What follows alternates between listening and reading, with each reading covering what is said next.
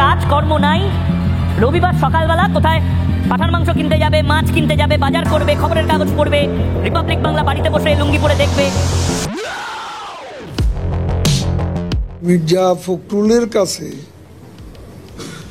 আমরা এরকম একটা অশ্লীল ভাষা প্রয়োগ আশা করিনি।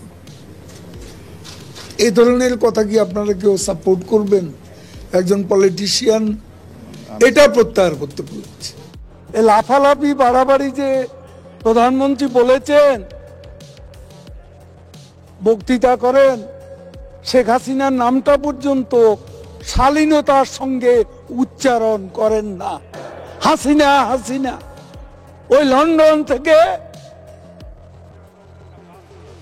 আজকে মুসলেখা দিয়ে আর রাজনীতি করবে না বলে মুসলেখা দিয়ে লন্ডনে পাড়ি জমিয়েছে।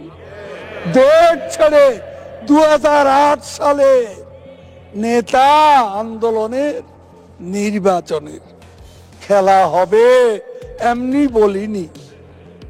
মাননীয় সংসদ সদস্য ফিরোজুর রশিদ সাহেবকে আমি বলতে চাই, তাকে জানাতে চাই, ভারতে পশ্চিমবঙ্গে যে নির্বাচন হলো, যে নির্বাচনে মমতা ব্যানার্জি বিপুল সংখ্যাগরিষ্ঠতায় জিতেছেন, সেখানে মূল স্লোগান ছিল খেলা হবে।